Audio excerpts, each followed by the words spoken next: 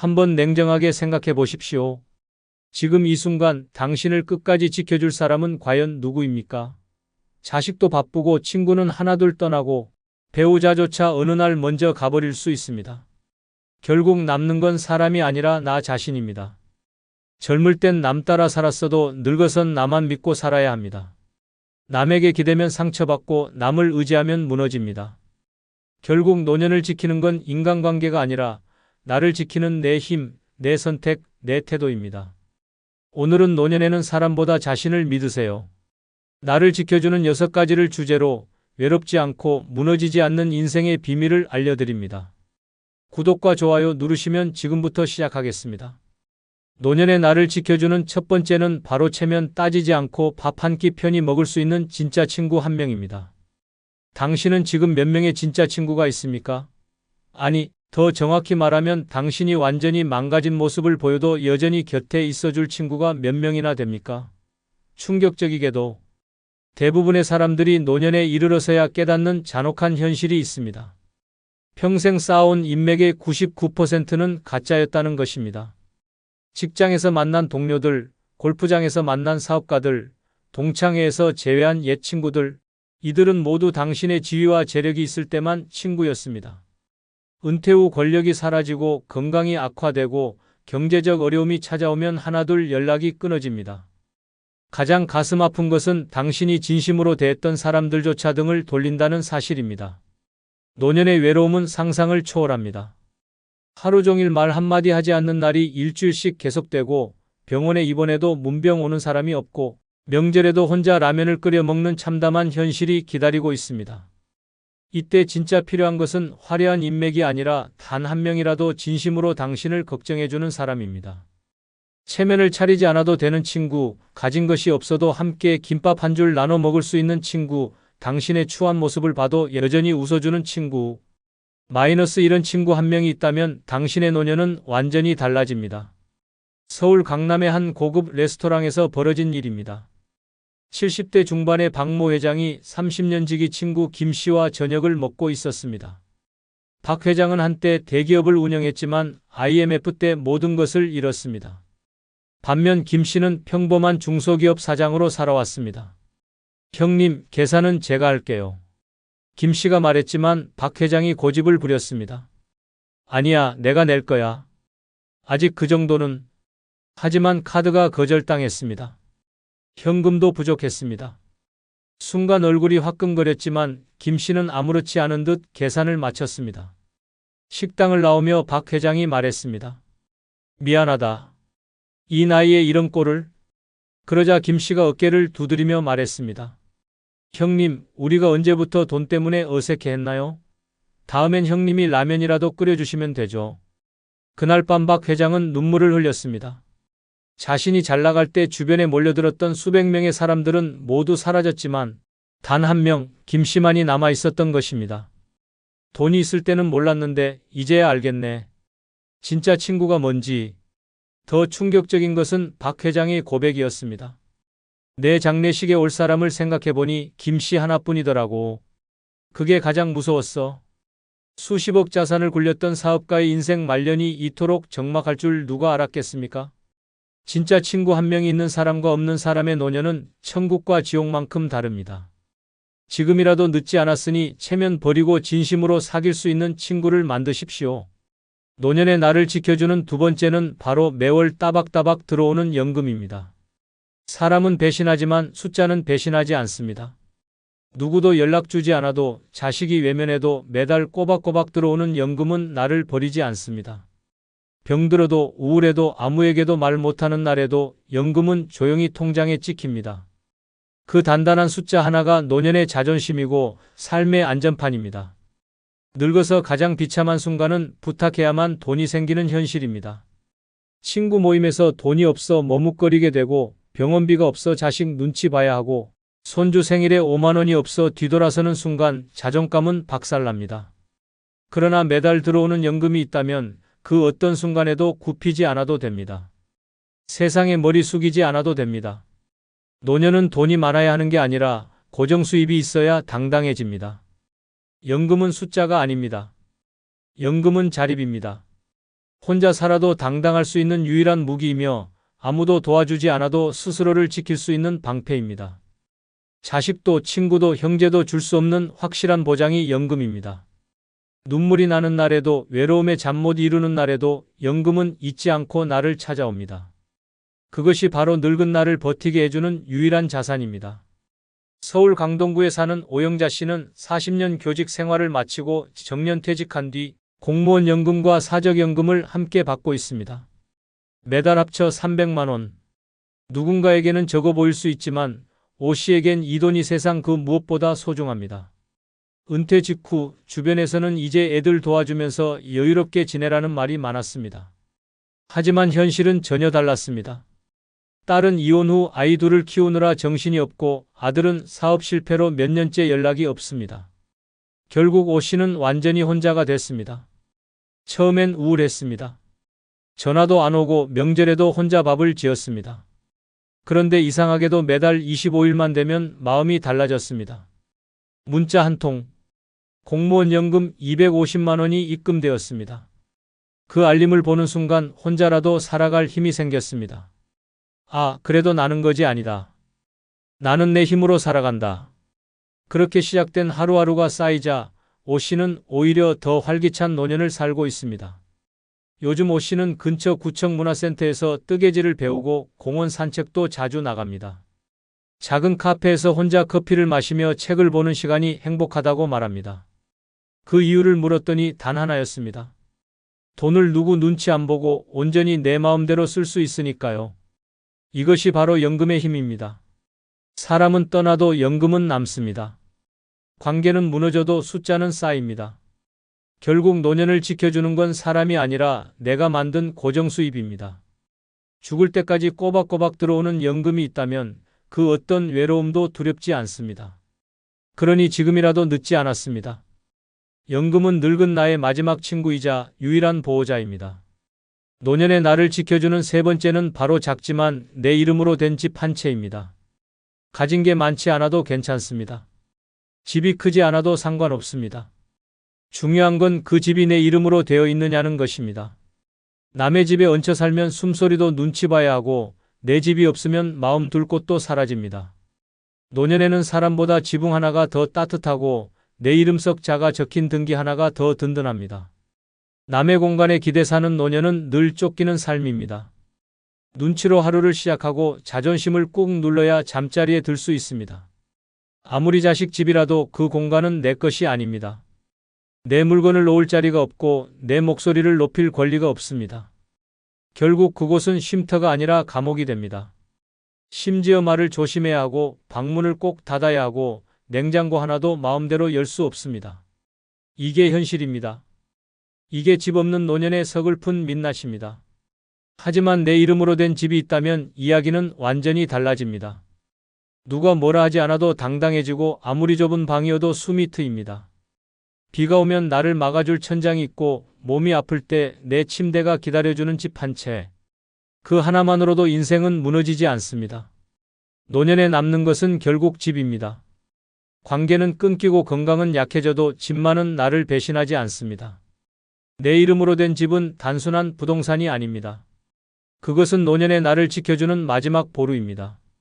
어디에도 쫓기지 않고 누구에게도 눈치 보지 않고 내가 숨 쉴 수 있는 유일한 공간입니다. 아무리 외로워도 집이 있으면 돌아올 곳이 있고 아무리 힘들어도 내 자리를 지킬 수 있습니다. 결국 노후의 평안은 어디에 사느냐가 아니라 누구의 집이냐로 결정됩니다. 인천 계양구에 사는 황순희 씨는 80을 넘긴 나이에 작은 빌라 전세에서 쫓겨났습니다. 남편과 사별한 뒤 큰딸 집에 들어갔지만 사위의 눈치, 손주의 무관심, 그리고 딸의 예매한 말투가 매일을 견디기 힘들게 만들었습니다. 밥을 차려도 고맙다는 말 한마디 없고 리모컨을 잡으면 슬쩍 빼앗기고 늦은 밤 기침 한 번 해도 뾰로통한 표정이 돌아왔습니다. 그 집은 집이 아니라 감옥이었습니다. 어느 날 손주가 던진 말 한마디에 순희 씨는 무너졌습니다. 할머니는 왜 아직도 여기 살아요? 다른 데 가면 안 돼요? 그날 밤 순희 씨는 몰래 짐을 쌌습니다.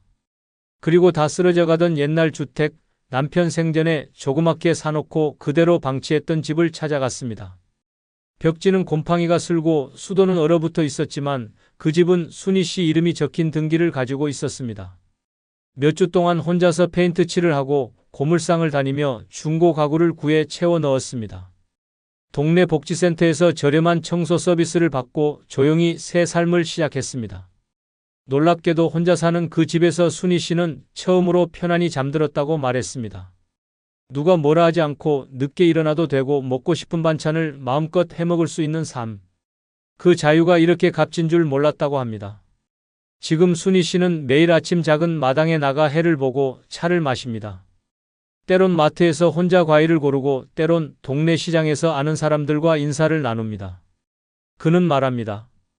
딸 집에 살 땐 사람이 병들었고 내 집에 오니 다시 살아났어요. 집이 없으면 사람이 없어집니다. 노년엔 집이 전부입니다.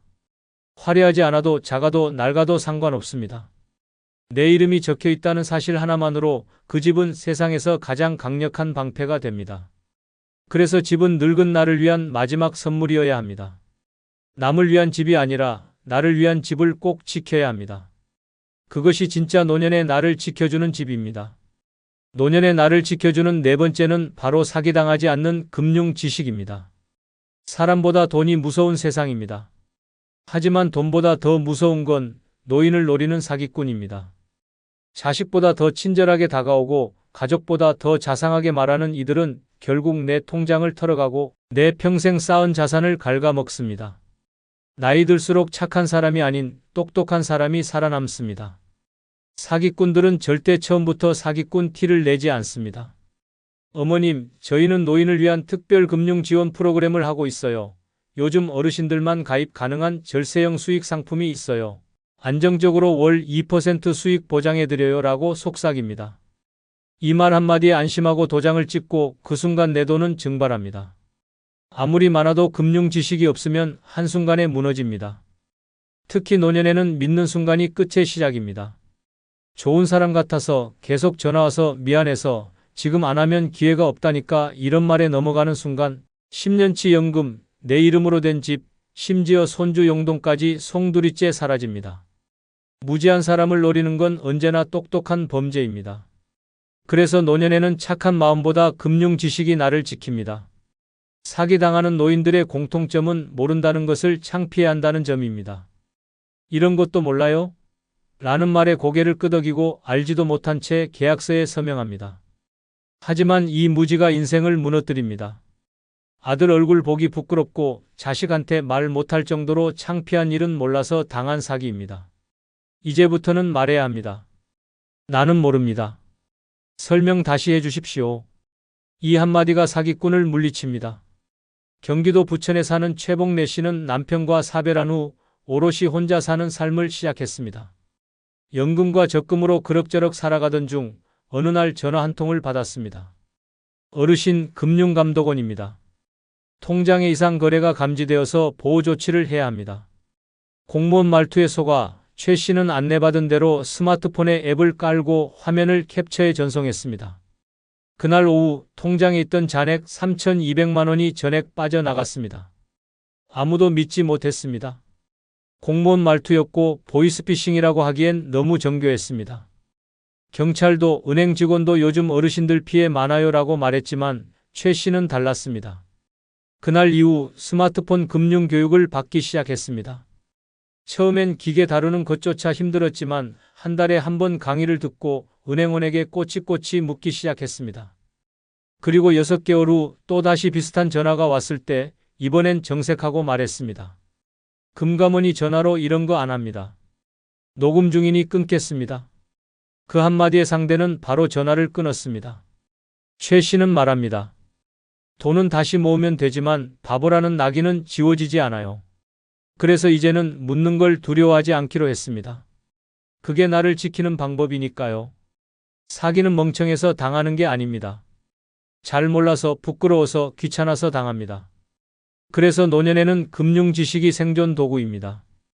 은행 용어 하나, 보이스피싱 수법 하나만 알아도 목숨 같은 돈을 지킬 수 있습니다. 돈을 모으는 것보다 돈을 지키는 게 더 어렵고 더 중요합니다. 늙어서 무너지는 인생은 사기 한 번, 선택 한 번에서 시작됩니다. 아는 만큼 안전하고 모르면 끝나는 세상. 그러니 지금이라도 늦지 않았습니다. 금융을 배우는 게 노년의 나를 지키는 가장 현실적인 무기입니다. 노년의 나를 지켜주는 다섯 번째는 바로 존엄을 지킬 수 있는 건강한 두 다리와 두 팔입니다. 아무리 돈이 많아도 아무리 자식이 잘 돼도 내 손으로 밥 한 술 못 뜨고 내 발로 화장실을 못 간다면 그 인생은 더 이상 내 것이 아닙니다. 인간은 움직일 수 있을 때만 당당할 수 있고 손으로 스스로를 챙길 수 있을 때만 존엄을 지킬 수 있습니다. 나이 들수록 가장 무서운 건 병도 아니고 가난도 아닙니다. 바로 내 몸을 내가 움직이지 못하는 순간입니다. 누구에게 기대지 않고 화장실에 갈 수 있다는 것, 혼자서 밥을 차려 먹고 양말을 신을 수 있다는 것. 이 평범한 일상이야말로 노년의 가장 값진 특권입니다. 침대에 누워 누구를 불러야만 움직일 수 있는 순간부터 모든 인생의 주도권은 사라집니다. 자식도 보호자도 간병인도 결국 타인이 내 삶의 리모컨을 쥐게 됩니다. 늙은 몸이 스스로를 지키지 못하면 아무리 큰 집에 살아도 감옥이고 아무리 가족이 많아도 고립입니다. 손과 발이 무너지는 순간 자존심도 함께 무너집니다. 배설을 부탁하고 씻겨달라고 말해야 하고 누군가의 손길 없이는 하루도 못 버티는 현실은 인간으로서의 가장 마지막 존엄까지 끌어내려 버립니다. 그래서 늙어서 가장 먼저 챙겨야 할 것은 체면도 명예도 계좌 잔고도 아닌 내 몸이 움직이는 능력입니다. 자립은 결국 근육에서 시작되고 건강한 팔과 다리는 내가 나로서 남기 위한 마지막 조건입니다. 대전 서구에 사는 유병자 씨는 70대 중반까지도 나는 건강해서 병원은 갈 일이 없다고 자부했습니다. 하지만 계단에서 미끄러져 고관절이 골절되고 이후 병원 침대에서 3달을 누워 지내면서 현실을 마주하게 됐습니다. 처음엔 간호사가 도와줬고 나중엔 요양보호사에게 의지했습니다. 배녀를 도와달라고 말하는 순간 유 씨는 눈물을 삼켰습니다. 그 일이 반복될수록 자존감은 빠르게 깎여 나갔습니다. 그러던 중 같은 병실의 80세 환자가 스스로 일어나 화장실에 다녀오는 모습을 보고 충격을 받았습니다. 알고 보니 그 노인은 하루도 빠짐없이 병원 복도에서 걷고 손에 힘을 기르기 위해 매일 고무공을 쥐는 훈련을 하고 있었습니다. 유 씨는 결심했습니다. 절대 누워서 죽지 않겠다고. 이후 퇴원 후 물리치료를 받고 스트레칭과 하체 강화 운동을 매일 반복하며 다시 계단을 오르기 시작했습니다. 그리고 1년 후 그는 지팡이 없이 시장을 다녀올 수 있는 몸이 됐습니다. 유 씨는 말합니다. 지금도 혼자 일어나 화장실에 갈 수 있다는 게 얼마나 감사한 일인지 몰라요. 그땐 몰랐어요. 누워있을 땐 그냥 살아있는 거였고 지금은 진짜 살고 있는 거예요. 그의 말은 단순한 감상이 아닙니다. 현실입니다. 움직일 수 있는 몸이 있다는 건 단지 건강을 말하는 게 아닙니다. 존엄을 말하는 것입니다. 노년에 내가 나로서 남기 위해 필요한 건 말 잘하는 입이 아니라 움직이는 두 다리입니다. 손에 힘이 없으면 밥그릇 하나도 들지 못하고 다리에 힘이 없으면 병실 침대에 인생이 갇힙니다. 내 몸이 내 말을 듣는 것, 그 이상 중요한 건 없습니다. 결국 노년의 나를 지켜주는 마지막 방어선은 약도 병원도 아닌 내 근육입니다. 존엄을 잃지 않으려면 오늘부터 걸어야 합니다. 지금부터 움직여야 내일을 지킬 수 있습니다. 노년의 나를 지켜주는 6번째는 바로 나를 지켜주는 단호한 거절입니다. 나이가 들수록 착한 사람은 손해를 봅니다. 부탁을 들어주고 남 좋은 일 해주고 내 것 내어주며 살아온 사람일수록 정작 본인은 비참해집니다. 왜냐하면 세상은 착한 사람을 도와주지 않기 때문입니다. 이용하고 뺏고 또 뺏습니다. 가족들의 무리한 요구에 그래 해줄게라고 말하는 순간 당신의 노후는 끝장납니다. 자식들은 당신을 ATM 기계로 보고 손자 손녀들은 당신을 무료 베이비시터로 여깁니다. 친척들은 당신의 집을 무료 숙박업소로 생각하고 친구들은 당신을 호출 택시처럼 부려먹습니다. 더 잔인한 것은 사기꾼들의 접근입니다. 이들은 노인의 착한 마음을 노리고 접근합니다. 할머니, 불쌍한 사정이 있어서 라는 말에 넘어가는 순간 당신의 평생 모은 돈이 순식간에 사라집니다. 보이스피싱, 투자 사기, 보험 사기까지 모든 사기의 타겟이 바로 거절 못하는 노인들입니다. 건강도 마찬가지입니다. 의사가 이 치료 받으세요 라고 하면 무조건 내라고 대답합니다. 필요 없는 검사, 과도한 수술, 비싼 약물 처방까지 모든 것을 순순히 받아들입니다. 거절할 줄 모르니까 의료진들도 당신을 호구로 봅니다. 가장 무서운 것은 종교나 단체의 접근입니다. 믿음이 있으시니까, 착하시니까라는 달콤한 말에 속아서 헌금을 바치고 봉사를 하고 결국 모든 것을 바칩니다. 거절하지 못하는 성격을 이용해 당신을 완전히 조종합니다. 68세 이모 씨의 이야기는 희망적입니다. 평생 착하게 살아온 이 씨는 거절을 모르는 성격으로 고생했습니다. 어느 날 투자 권유 전화가 왔습니다. 할머니, 이 투자는 정말 안전합니다. 월 20% 수익을 보장해드려요 라고 달콤하게 유혹했습니다. 예전 같았으면 그래요, 해볼게요 라고 했을 것입니다. 하지만 이 씨는 단호하게 관심 없습니다 라고 말하고 전화를 끊었습니다. 상대방이 계속 전화했지만 안 됩니다 라고 거절했습니다. 며칠 후 뉴스에서 그 투자회사가 사기업체였다는 보도가 나왔습니다. 수백 명의 노인들이 수십억 원을 잃었다는 충격적인 소식이었습니다. 이 씨는 단호한 거절로 큰 피해를 막았습니다. 이후 이 씨는 더욱 확실하게 변했습니다. 자식들이 무리한 용돈을 요구해도 안 됩니다 라고 말했고, 친척들이 집에 머물고 싶다고 해도 불편합니다 라고 거절했습니다.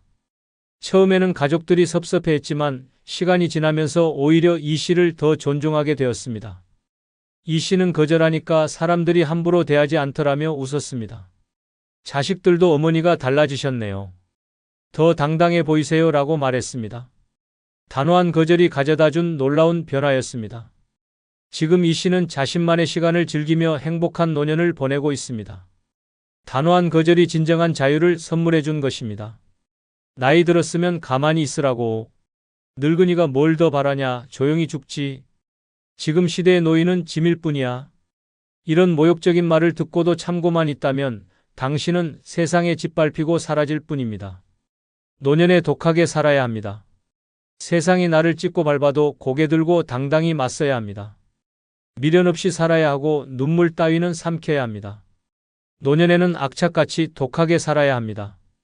노년에 독하게 살아야 하는 이유 중 첫 번째는 과거를 끌어안고 현재를 살기 위해서입니다. 노년이 되면 과거는 자꾸만 가슴속을 파고듭니다. 젊었던 날의 꿈, 사랑, 좌절, 실패가 하나하나 떠올라 가슴을 찢어 놓습니다. 한때는 무엇이든 할 수 있을 것 같았던 내가 지금은 텅 빈 집안에서 혼자 숨죽이며 시간을 보내고 있습니다. 남들이 부러워하던 나의 젊음은 어디로 갔는지, 가족을 위해 바쳤던 세월은 왜 이렇게 허무하게 돌아오는지 자꾸만 눈물이 고입니다. 살아온 세월을 떠올릴 때마다 가슴이 아프고 억울하고 원망스럽습니다. 그런데도 세상은 무심하게 흘러갑니다. 아무도 내 지난 고생을 기억해주지 않고 아무도 내 아픔을 알아주지 않습니다. 남들은 그저 늙었다고 힘이 없어졌다고 나를 평가하고 무시하고 밀어냅니다. 그때 깨달아야 합니다. 과거에 매달려 울어서는 아무것도 바뀌지 않는다는 사실을. 노년에 독하게 살아야 합니다. 가슴이 찢어질 듯 아파도 과거를 끌어안고 현재를 살아야 합니다. 돌아올 수 없는 시간을 붙잡고 눈물만 흘리다 보면 남은 인생도 모래처럼 손가락 사이로 빠져나가 버립니다. 후회도 아쉬움도 억울함도 가슴 깊이 끌어안되 그것에 짓눌리지 말아야 합니다. 눈물 젖은 과거를 사랑해야 합니다. 쓰라린 기억마저도 내 인생의 일부였음을 인정해야 합니다. 젊음의 영광도 상처투성이의 실패도 모두 나였다는 것을 받아들여야 합니다. 그리고 이제는 현재를 위해, 지금 이 순간을 위해 다시 일어서야 합니다. 남들은 말합니다. 이제는 늙었으니 그냥 조용히 살아야지. 하지만 아닙니다. 살아온 모든 날들을 껴안고 남은 시간 동안 더 뜨겁게 살아야 합니다. 젊은 날을 후회하며 주저앉아 있지 말고 주름진 손으로 오늘을 만들어야 합니다. 그게 진짜 강한 노년입니다. 과거가 아무리 아파도 현재를 포기해서는 안 됩니다. 과거의 후회로 오늘을 망치지 말아야 합니다. 오늘을 살지 않는 사람은 내일도 가질 수 없습니다. 남은 시간은 과거를 후회하는 데 쓰기에는 너무나도 짧고 너무나도 소중합니다. 그래서 노년에는 독하게 살아야 합니다. 가슴속 깊은 곳에서 그래도 나는 살아있다고 외쳐야 합니다. 내 인생을 눈물로 끝내지 말고 내 인생을 다시 웃음으로 채워야 합니다. 누구도 대신 살아주지 않는 이 시간을 나 스스로 가슴을 치며 살아내야 합니다. 실제로 70대 중반 여성 한 분은 평생을 가족과 남편을 위해 헌신했습니다. 젊은 시절에는 꿈도 접고 하고 싶은 것도 포기하며 자식들을 키웠습니다. 그러나 남편이 먼저 세상을 떠나고 자식들마저 각자 바쁜 삶에 쫓기면서 그녀는 혼자가 되었습니다. 처음엔 미칠 것 같았습니다. 거실 구석에서 사진첩을 꺼내놓고 매일 울었습니다. 내 인생은 뭐였나라는 생각이 끊임없이 몰려왔습니다. 그렇게 몇 달을 눈물로 보내던 어느 날 그녀는 거울 속 자신의 초췌한 얼굴을 보았습니다. 이렇게 죽을 순 없다. 그녀는 작은 결심을 했습니다. 집 근처 문화센터에 등록해 그림을 배우기 시작했습니다. 떨리는 손으로 붓을 잡고 색을 칠하는 동안 그녀는 과거의 아픔을 색으로 덧칠했습니다. 수업이 끝나고 돌아오는 길, 오랜만에 스스로 웃는 자신을 발견했습니다. 지금 그녀는 말합니다. 내 젊은 날은 다시 오지 않지만 내 웃음은 지금도 만들 수 있습니다. 과거를 끌어안고 오늘을 살아가는 것, 그게 진짜 인생입니다. 오늘 당신도 결심해야 합니다. 눈물 젖은 과거를 끌어안되 무너지지 마십시오. 상처받은 기억을 품되 주저앉지 마십시오. 당신은 여전히 살아 있습니다. 그리고 살아있는 한 오늘을 살아내야 합니다. 과거를 끌어안고 독하게, 뜨겁게, 당당하게 오늘을 살아가야 합니다. 그것이야말로 진짜 강한 노년입니다. 독하게 살아야 하는 두 번째 이유는 무시하는 사람들에게 당당히 맞서기 위해서입니다. 나이가 들수록 세상은 점점 더 잔인해집니다. 젊었을 때는 인정받고 존중받던 사람도 노인이 되면 한순간에 투명인간 취급을 받습니다. 마트 계산대에서도 무시당하고 병원 대기실에서도 뒤로 밀려나며 길거리에서도 하찮은 존재처럼 지나칩니다. 더 이상 아무도 내 이야기에 귀 기울이지 않고 더 이상 누구도 내 존재를 소중히 여기지 않습니다. 어떤 날은 분명히 먼저 도착했는데도 젊은 사람들이 새치기를 하고 내가 항의하면 늙으면 좀 참아야지라는 비웃음을 듣습니다. 어떤 날은 내 앞에서 노골적으로 한숨을 쉬며 늙은이들이 문제야라는 말이 흘러나옵니다. 그때마다 가슴이 철렁 내려앉고 모욕감에 숨이 막힙니다. 하지만 세상은 사과하지 않습니다. 오히려 더 뻔뻔하게 웃으며 내 존재를 짓밟습니다. 노년에 독하게 살아야 합니다. 무시당하고 짓밟히는 현실 앞에서 침묵하면 결국 짓밟힌 채로 인생을 끝내게 됩니다. 더 이상 고개 숙이지 말아야 합니다. 더 이상 참지 말아야 합니다.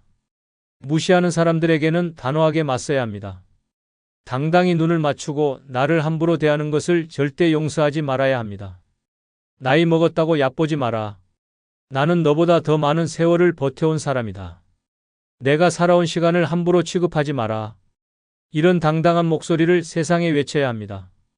나를 무시하는 이들에게는 미소 대신 강렬한 눈빛으로 맞서야 합니다. 그래야 내 존재를 지킬 수 있습니다. 그래야 내 인생의 마지막을 존엄하게 살아낼 수 있습니다. 늙었다고 약해져야 하는 것은 아닙니다. 늙었기에 더 강해져야 합니다. 더 단단해져야 합니다. 젊은 시절 싸워 이긴 수많은 전투처럼 노년에도 무시를 향해 칼날 같은 의지로 맞서야 합니다. 그래야 세상이 함부로 나를 짓밟지 못합니다. 무시를 참으면 남은 것은 굴욕뿐입니다. 하지만 무시를 맞서 이겨내면 남는 것은 자존심입니다. 그리고 그 자존심은 노년을 지탱하는 마지막 힘이 됩니다. 오늘 하루가 마지막이라 해도 고개를 들고 가슴을 펴고 당당히 살아야 합니다. 그것이야말로 살아있다는 증거입니다. 실제로 70대 중반 남성 한 분은 시장에서 과일을 사려다 젊은 상인에게 모욕을 당했습니다. 무거운 짐을 들고 줄을 서 있던 그를 무시하고 다른 손님을 먼저 받으며 늙은이는 천천히 해라고 비웃었습니다. 그 순간 그는 참지 않았습니다. 조용히 뒤로 물러나던 과거의 자신을 떠올리며 이번에는 단단히 마음을 먹었습니다. 그는 상인을 향해 또렷하게 말했습니다. 내가 늙었다고 내 무시에 고개 숙일 것 같냐? 나는 내가 태어나기도 전에 세상을 버텨온 사람이다. 나를 무시할 자격은 내게 없다. 주변 사람들이 모두 놀라서 그를 바라봤습니다. 상인도 당황해 아무 말도 못했습니다. 그날 이후 그 시장에서 그는 존경받는 어르신으로 불리기 시작했습니다. 사람들은 그를 다르게 대했고 그는 처음으로 나 자신이 자랑스럽다고 느꼈습니다. 지금 그는 말합니다. 한 번 용기를 냈더니 내 인생이 달라졌어요. 무시하는 사람 앞에서 침묵하면 내 인생이 지워지는 겁니다. 이제 나는 누구 앞에서도 고개 숙이지 않습니다. 오늘 당신도 결심해야 합니다. 무시하는 세상 앞에서 고개 숙이지 마십시오. 노년에 독하게 살아야 합니다. 내 존재를 지키기 위해, 내 인생을 끝까지 당당히 살아내기 위해 지금 이 순간부터라도 세상 앞에 고개를 빳빳이 들고 맞서야 합니다. 당신은 살아있는 한 존중받아야 할 소중한 존재입니다. 세상이 뭐라 해도 당신의 가치는 변하지 않습니다. 독하게 살아야 하는 세 번째 이유는 죽음을 두려워하지 않기 위해서입니다. 노년이 되면 죽음의 그림자는 점점 짙어집니다. 아침에 눈을 뜰 때마다 혹시 오늘이 마지막이 아닐까 하는 두려움이 엄습합니다. 친구가 하나둘 떠나고 병원 가는 일이 일상이 되고 내 몸이 내 몸 같지 않다는 것을 느끼는 순간 죽음은 더 이상 먼 이야기가 아닙니다. 사람들은 말합니다. 죽음은 자연스러운 거야. 하지만 막상 그 앞에 서면 누구도 담담할 수 없습니다. 세상을 떠난다는 것, 사랑하는 사람들과 영영 이별한다는 것, 이름조차 사라진다는 것, 그 모든 것이 가슴을 조여옵니다. 두려움은 침묵처럼 마음을 짓누르고 어느 순간부터 하루하루를 살고 있는 것이 아니라 죽음을 기다리는 것처럼 변해갑니다. 노년에 독하게 살아야 합니다. 죽음이 무서워 주저앉지 말고 두려움에 지지 말고 오히려 그 죽음을 당당히 마주해야 합니다. 그래, 죽음이 오겠지. 하지만 그날이 올 때까지 나는 내 삶을 뜨겁게 살겠다는 결심이 필요합니다. 죽음은 피할 수 없지만 죽음이 내 삶을 집어삼키게 놔둘 필요는 없습니다. 죽음을 두려워하지 않기 위해서는 지금을 살아야 합니다. 어차피 죽을 거라며 포기해버리는 순간 그때부터 진짜 죽음이 시작됩니다. 살아있는 동안은 끝까지 살아야 합니다. 웃고 사랑하고 꿈꾸고 걸어야 합니다. 가슴이 뛰는 순간까지, 숨이 닿는 순간까지 살아야 합니다. 죽음은 나를 데리러 오겠지만 그날이 오기 전까지 나는 내 존재를 세상에 남기고 가야 합니다. 내 웃음, 내 발자국, 내 흔적을 남기고 가야 합니다.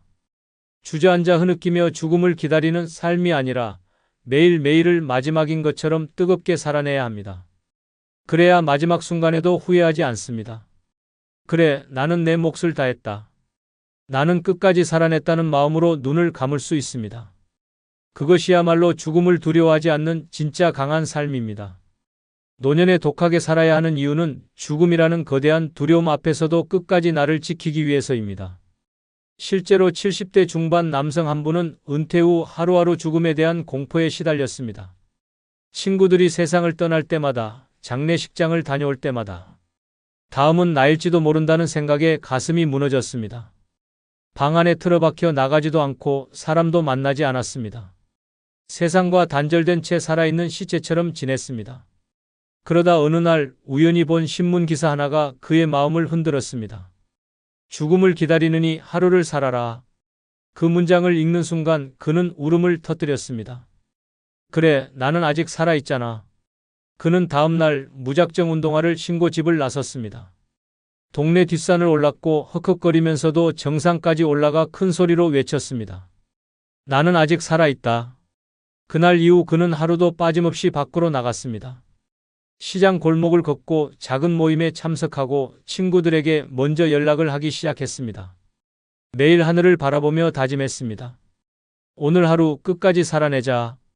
지금 그는 말합니다. 죽음을 두려워한 시간들은 모두 허비였어요. 지금은 죽음이 와도 괜찮아요. 나는 오늘을 제대로 살고 있으니까요. 오늘 당신도 결심해야 합니다. 죽음을 두려워하지 않기 위해 지금 이 순간을 온 힘을 다해 살아야 합니다. 주저앉지 말고 포기하지 말고 끝까지 뜨겁게 걸어야 합니다. 죽음은 언젠가 오지만 살아있는 지금은 오직 당신의 것입니다. 독하게 살아야 죽음조차 당신을 함부로 건드리지 못합니다. 지금 살아내십시오. 그리고 끝까지 당신답게 당당하게 빛나십시오. 독하게 살아야 하는 네 번째 이유는 사소한 것에 상처받지 않기 위해서입니다. 나이가 들수록 마음은 오히려 더 약해집니다. 젊은 날에는 바람처럼 넘겼던 말도 무심코 주고받은 농담 한마디도 가슴을 후벼 팝니다. 늙으면 눈치도 없다. 요즘 노인들은 왜 저래 같은 무심한 말에 피멍이 들고 가족의 작은 무관심에도 깊은 외로움에 빠집니다. 그렇게 사소한 상처가 쌓이고 쌓여 어느 날은 온몸이 멍투성이가 된 듯한 고통을 느낍니다. 하지만 이대로 무너질 수 없습니다. 노년에 독하게 살아야 합니다. 작은 말 한마디, 무심한 시선 하나에도 주저앉는다면 남은 인생은 끝없는 눈물의 연속이 됩니다. 그 어떤 것도 그 누구의 말도 나를 무너뜨리게 놔둬서는 안 됩니다. 내가 무너지지 않으려면 마음을 단단하게 다져야 합니다. 작은 상처에도 쓰러지지 않기 위해서는 마음속에 강철을 심어야 합니다. 세상은 노인에게 친절하지 않습니다. 아무리 열심히 살아왔어도 지금 약해 보이는 순간 그들은 가차없이 짓밟습니다. 길거리에서 툭툭 부딪혀도, 병원 대기실에서 무시당해도, 심지어 가족들 사이에서도 소외되어도 그 모든 순간을 꿋꿋하게 견뎌야 합니다. 작고 보잘것없는 것들에 매번 마음을 다치며 살다 보면 결국 남는 건 깊은 상처뿐입니다. 노년의 가장 무서운 적은 외부가 아니라 내 안에 생긴 끝없는 상처입니다. 하루에도 몇 번씩 마음이 무너지고 눈물이 고이고 가슴이 저리면 삶이 무너집니다. 그래서 사소한 것에 휘둘리지 않는 강한 마음이 필요합니다. 남의 말에 웃고 넘기고 무례한 시선도 태연히 무시할 수 있는 강단이 있어야 합니다. 사소한 말에 흔들리는 인생은 초라합니다. 작은 상처에 넘어지는 인생은 슬픕니다. 이제는 강해져야 합니다. 노년에 독하게 살아야 하는 이유는 내 마음을 내가 지켜야 하기 때문입니다. 상처받을 시간에 웃어야 하고 무너질 시간에 걸어야 합니다. 다친 마음을 끌어안고 오늘도 나아가야 합니다. 살아있는 동안 고개를 들고 가슴을 펴고 당당히 살아야 합니다. 실제로 70대 초반 여성 한 분은 사소한 말 한마디에도 쉽게 상처받았습니다. 시장에서 지나가던 젊은이가 늙은이들은 왜 저리 느려라는 말을 던졌을 때 그녀는 며칠 동안 밥도 제대로 먹지 못했습니다. 가족들이 바빠서 생일날 전화 한 통 없었을 때 그녀는 며칠을 울며 지냈습니다. 그러던 어느 날 공원 벤치에 앉아 있다가 작은 깨달음을 얻었습니다. 옆에 앉은 비둘기떼를 보며 생각했습니다. 저 작은 새들은 누가 뭐라 해도 신경 쓰지 않고 자기 갈 길을 가는데 나는 왜 저렇게 작은 말에 무너지는 걸까? 그날 이후 그녀는 다짐했습니다. 이제부터는 작은 말에 흔들리지 않겠다. 누군가 무례하게 굴어도 조용히 웃으며 무시했습니다. 가족들이 잊어버린 생일에도 스스로 케이크를 사고 촛불을 켜고 나 수고했다며 자신을 축하했습니다. 지금 그녀는 말합니다. 상처받을 시간에 나를 사랑하기로 했어요. 그랬더니 인생이 훨씬 가벼워졌어요. 이제 그녀는 어떤 말에도 어떤 시선에도 흔들리지 않습니다. 당당하게 꿋꿋하게 자신의 삶을 살아갑니다. 오늘 당신도 결심해야 합니다. 작은 말 한마디에 무너지고 작은 상처에 흔들리는 나를 끝내야 합니다. 노년에 독하게 살아야 합니다. 사소한 것에 상처받지 않고 내 마음을 지키며 살아가는 것, 그것이야말로 마지막까지 아름답게 빛나는 인생입니다. 독하게 살아야 하는 5번째 이유는 내 삶을 후회 없이 마무리하기 위해서입니다. 살아온 세월을 돌아볼 때 누구나 가슴속에 하나쯤은 후회의 그림자를 품고 있습니다. 그때 그렇게 하지 말걸, 조금만 더 용기 냈으면, 나를 위해 한 번쯤 살아봤으면 하는 아쉬움이 가슴 깊은 곳에서 계속 웅크리고 있습니다. 하지만 젊었을 때는 시간이 많다고 착각합니다. 언젠가는, 나중에는, 다음에는 하며 모든 걸 미뤘습니다. 그러나 노년에 접어들면 남은 시간이 눈에 보이기 시작합니다. 달력을 넘길 때마다 조급해지고 하루하루가 마지막처럼 느껴집니다. 그리고 비로소 깨닫습니다. 더 이상은 미룰 수 없다는 사실을. 문제는 이때입니다. 준비되지 않은 사람은 후회와 원망 속에서 무너지고 독하게 살아온 사람만이 마지막까지 웃으며 자신의 인생을 마무리할 수 있습니다. 노년에 독하게 살아야 합니다. 하고 싶은 말이 있다면 참지 말고 해야 합니다. 가고 싶은 곳이 있다면 핑계 대지 말고 가야 합니다. 사랑하고 싶은 사람이 있다면 주저 말고 사랑해야 합니다. 내 삶의 주인이 되어야 합니다.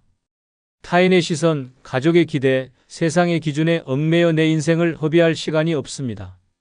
후회란 끝나고 나서야 피눈물 흘리며 깨닫는 것입니다.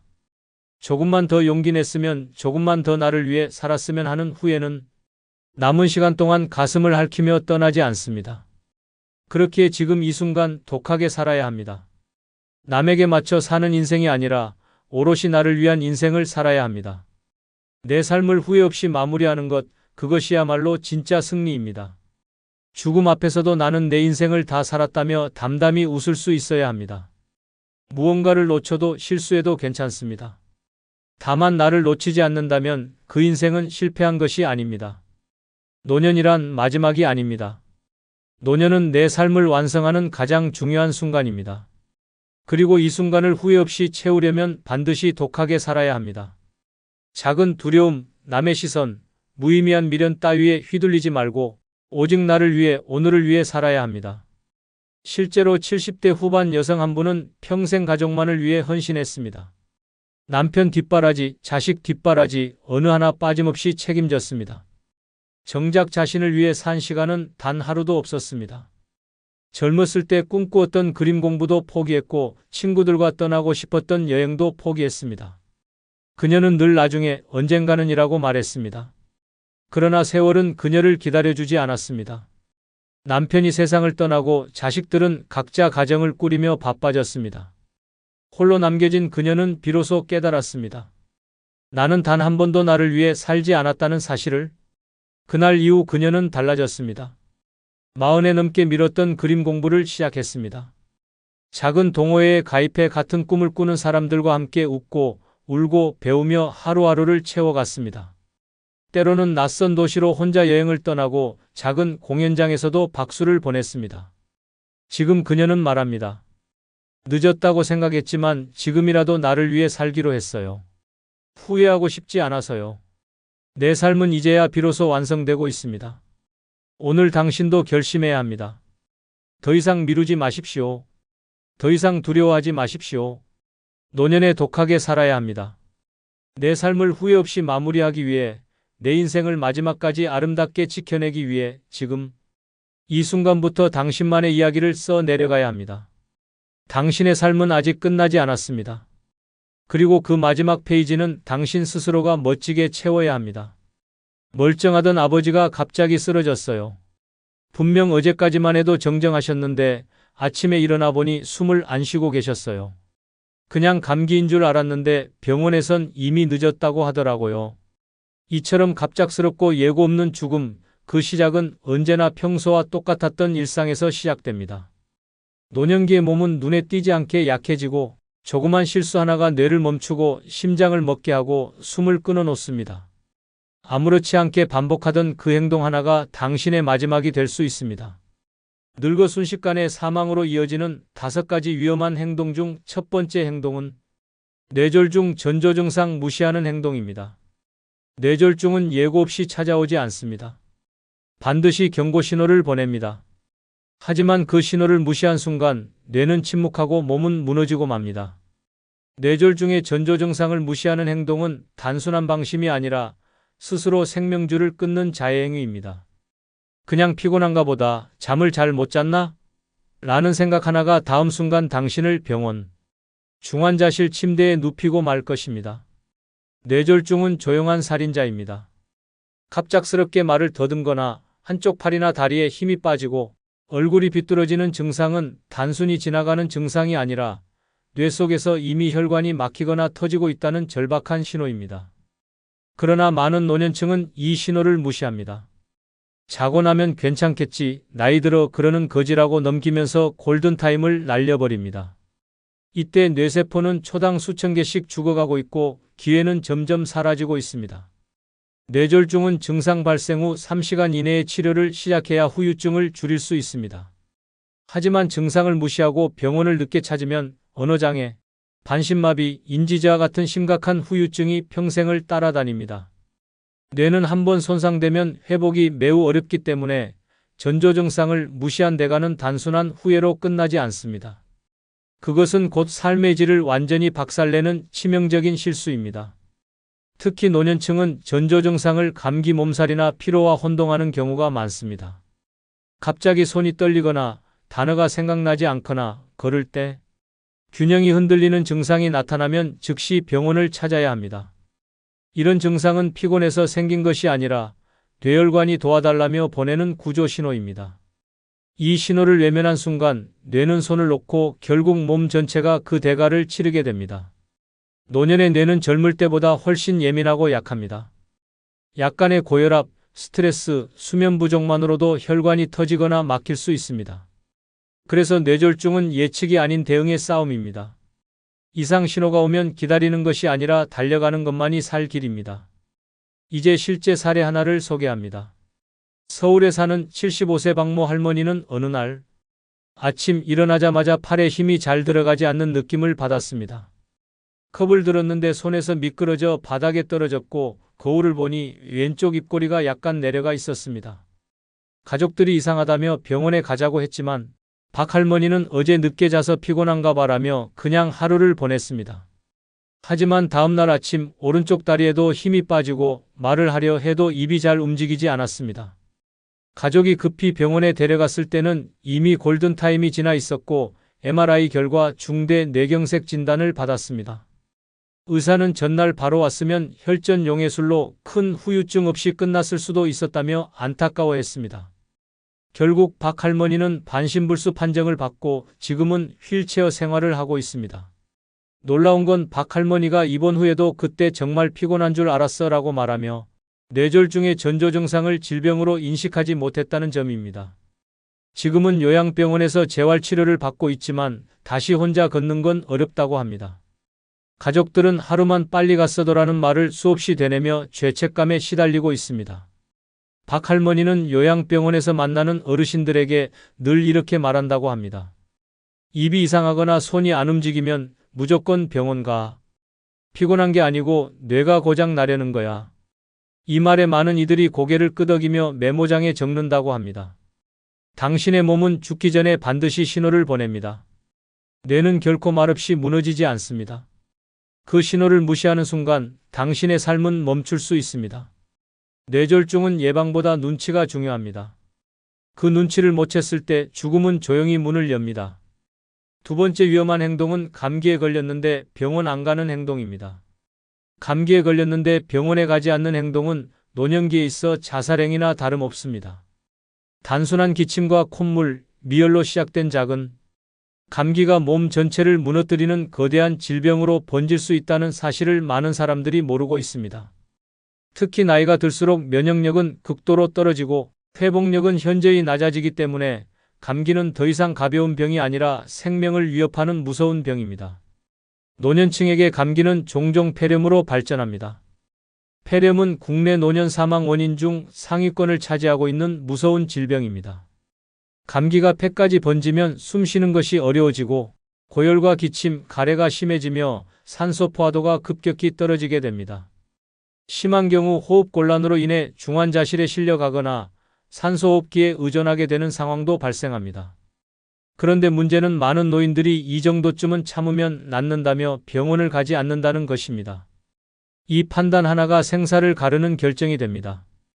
감기라고 방심한 사이 염증이 혈액을 타고 온몸으로 퍼지는 폐혈증으로 악화되는 경우도 있습니다. 폐혈증은 치사율이 매우 높은 전신 감염 증상으로 한번 진행되기 시작하면 며칠 안에 장기가 마비되고 혈압이 떨어지며 결국 다발성 장기 부전으로 사망에 이를 수 있습니다.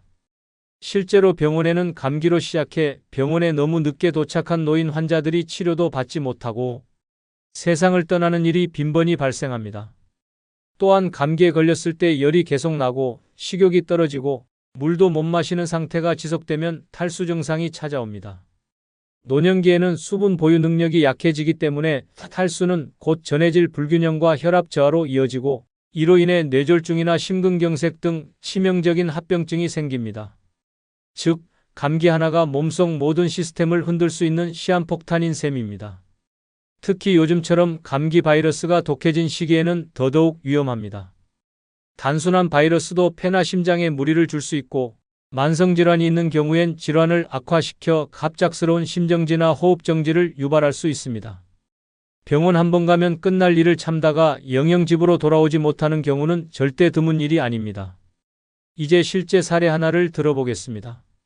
전주에 사는 80세 김모 할머니는 겨울철 감기에 자주 걸리는 편이었습니다. 평소에도 기침을 달고 살았기 때문에 이번에도 언제나처럼 며칠 쉬면 낫겠지라며 그냥 버티기로 했습니다. 가족들이 병원에 가자고 했지만 할머니는 감기쯤은 약 안 먹고 이겨야 면역력이 생긴다며 꿋꿋하게 고집을 부렸습니다. 문제는 3일이 지나도 열이 떨어지지 않고 밤마다 심하게 기침을 하며 숨쉬기가 힘들다고 호소하기 시작한 때였습니다. 가족들이 강제로 병원에 데려갔을 때는 이미 폐에 염증이 가득 차 있었고 의사는 폐렴이 많이 진행돼 바로 입원해야 한다고 말했습니다. 병원에서 산소를 꽂고 치료를 받았지만 폐혈증 초기 증상까지 나타나며 급히 중환자실로 옮겨졌습니다.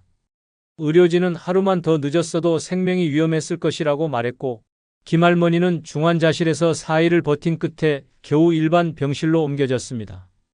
퇴원 후에도 한 달 넘게 기침이 남아있어 재활치료를 받으며 건강을 회복해야 했습니다. 이후 김할머니는 이렇게 말하곤 합니다. 나는 감기가 아니라 고집 때문에 죽을 뻔했다고. 이 일을 계기로 가족들은 할머니가 기침 한 번만 해도 병원 예약부터 잡고 약을 챙겨두며 항상 건강 체크에 민감하게 반응하고 있습니다. 김할머니도 이제는 감기 기운이 오면 스스로 마스크를 쓰고 병원을 찾는 습관을 들였습니다. 그리고 동네 친구들에게도 늘 이렇게 말합니다. 감기 무시하면 병원비가 아니라 관값이 들어간다고. 노년의 감기를 우습게 보면 생명도 우습게 되는 결과를 맞게 됩니다. 세 번째 위험한 행동은 목욕 직후 바로 찬바람 쐬는 행동입니다. 목욕 직후 바로 찬바람을 쐬는 행동은 노년층에게 있어 생명의 스위치를 스스로 끄는 행위와도 같습니다. 따뜻한 물로 몸이 풀려 혈관이 확장된 상태에서 갑작스럽게 차가운 공기를 맞으면 혈관은 경련을 일으키며 수축하고 심장은 강한 압박을 받습니다. 그 결과 뇌졸중, 심근경색, 급성 저체온증이 동시에 몰려오는 3중 사망 위기가 발생하게 됩니다. 노년기의 몸은 체온을 조절하는 능력이 젊을 때보다 현저히 떨어져 있습니다. 특히 목욕은 몸의 혈류를 순환시키고 긴장을 푸는 작용을 하므로 목욕 후에는 몸 전체의 긴장이 풀리고 혈압이 일시적으로 낮아지게 됩니다. 이 상태에서 갑자기 찬 공기를 맞게 되면 혈관이 급속도로 수축하면서 혈압이 급상승하고 심장에는 갑작스러운 부담이 가해지게 됩니다. 한마디로 심장폭탄을 껐다 켰다 하는 셈입니다. 실제로 한겨울에 욕실에서 나와 맨몸으로 복도나 베란다, 현관 쪽으로 이동하다 그대로 쓰러지는 사례는 매우 많습니다. 노년층은 땀이 식기 전에 외부의 찬 공기를 맞으면 순환계에 치명적인 충격을 받게 되며 심한 경우 바로 심정지나 뇌출혈로 이어지게 됩니다. 의식이 있는 상태에서 그 고통을 느끼며 쓰러진다는 점에서 이 사고는 더욱 비극적입니다. 특히 욕실과 외부 공간의 온도차가 클수록 위험은 배가 됩니다. 따뜻한 물에서 나온 후 10도 이하의 찬 공기를 마주한 순간 폐는 급속도로 수축하며 호흡 곤란이 발생하고 그 상태에서 뇌로 가는 산소 공급이 줄어들면서 실신할 수 있습니다.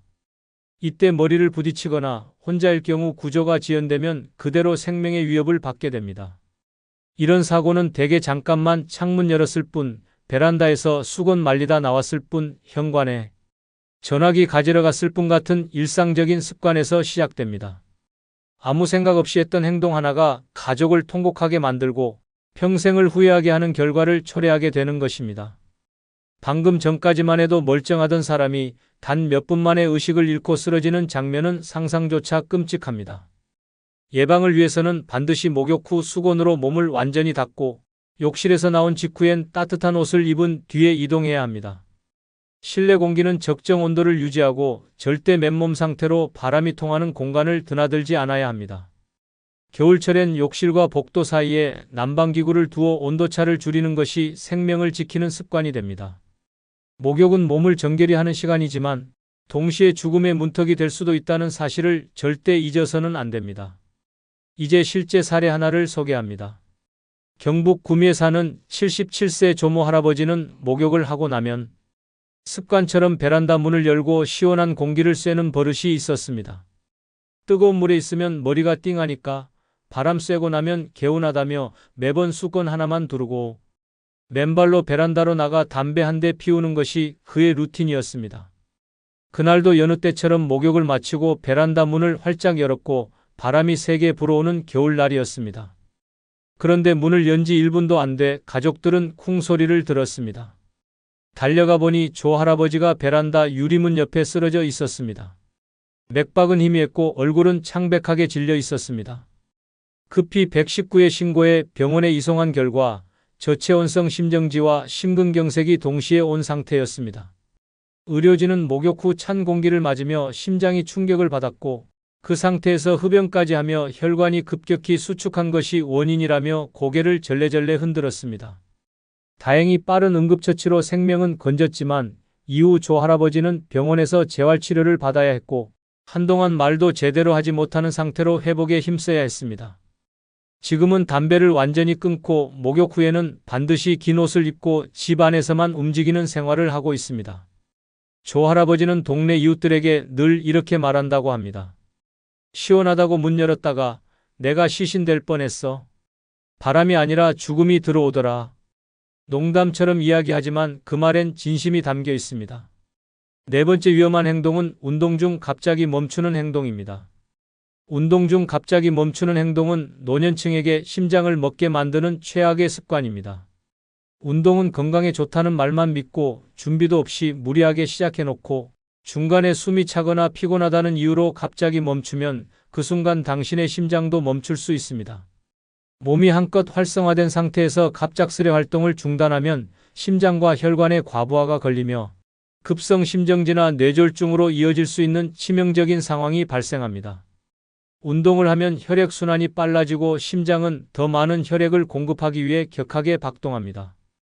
특히 노년층은 혈관이 좁아지고 심장 기능이 약해져 있기 때문에 이 과정을 매우 민감하게 받아들입니다.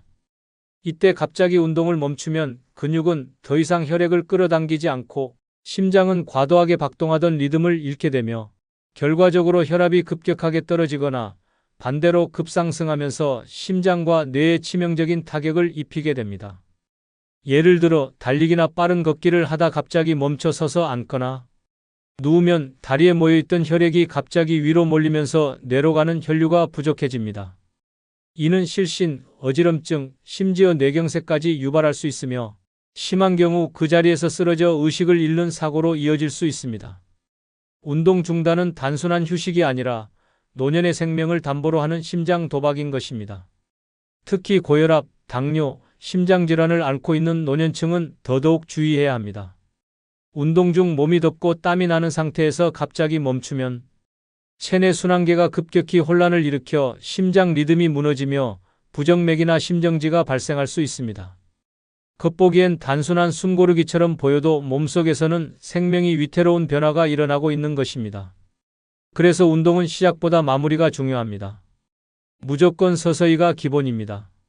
걷기나 뛰기 후에는 반드시 5분 이상 천천히 걸으며 심박수를 안정시키고 스트레칭으로 근육을 풀어주며 체온을 조절해야 합니다. 무리했다 싶을 때 멈추는 것이 아니라 줄이는 것이 정답입니다. 운동은 건강을 위한 것이지 생명을 거는 투쟁이 되어서는 안 됩니다.